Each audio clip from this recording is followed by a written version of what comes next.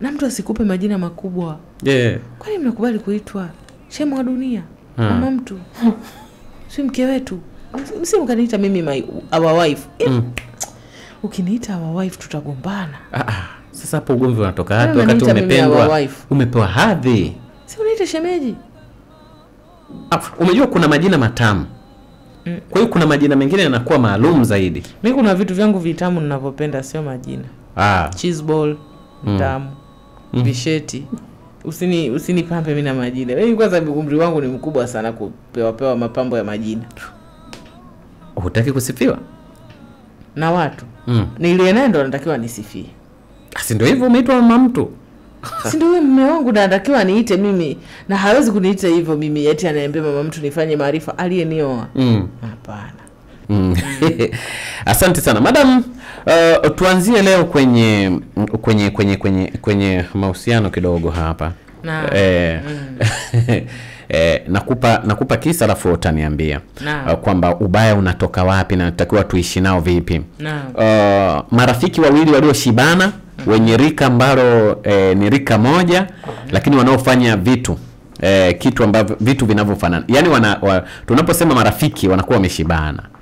Lakini mmoja ya rafiki kamuona binti wa mwenzake anataka kumuoa. Unaona anataka kumuoa. Sasa tunataka kujua kwamba hawa wanafahamiana vizuri kitabia na mambo mengine kama haya.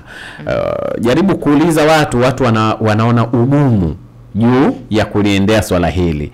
Lakini tunataka tu kujua kisaikolojia.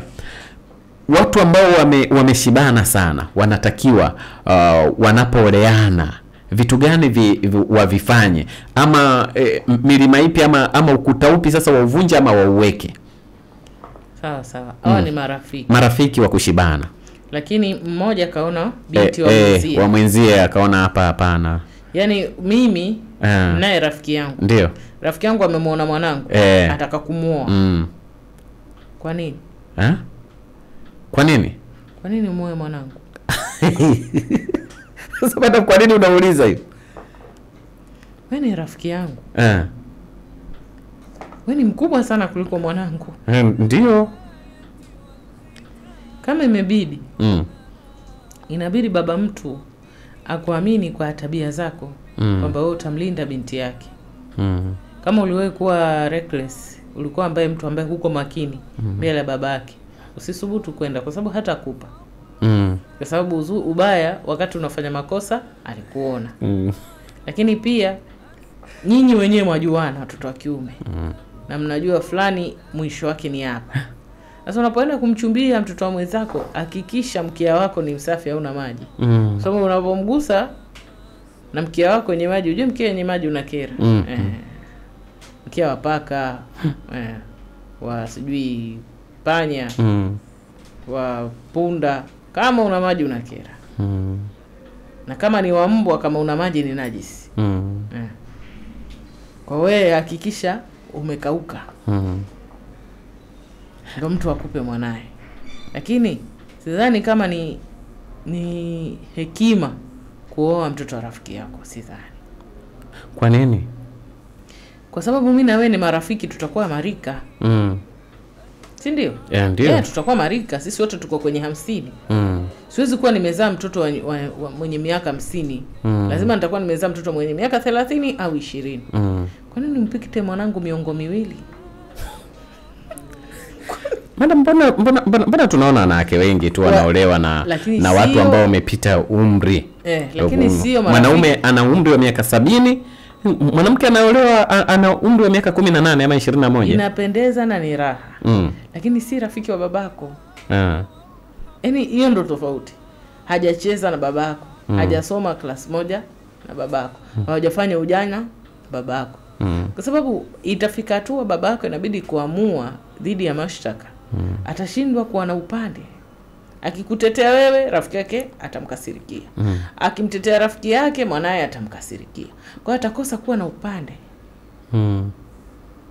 Lakini kwenye haki si unatakiwa usimamie tu haki. Sasa unaweza kusimamia haki ukawa umemuumiza rafiki yako. Ukawa umesimamia haki ukawa umemuumiza mwanao. Kwa sababu hawa ni wa marafiki wanajuana, ndio maana wamemgandamiza mwanangu. Mama yake lazima atasema. Na kuna ukuta wote labda ambao unaweza kutenganisha urafiki wenu afu ukabaki ukwe? Hakuna.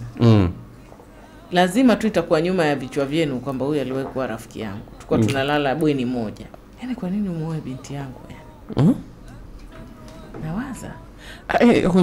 Upendo huwa hauna mipaka. Hujaona isipokuwa binti yangu. Kwani kuna uharamu katika dini? Wajua mimi sijui sana dini. Sijui kulisema kwamba mimi najua. Kwenye dini wamesema kwenye fikra zangu chache naona kama kuna mambo ya dini na kuna mambo ya maisha, utamaduni. Sioni kama inapendeza. Sioni kama ni kitu kinachovutia.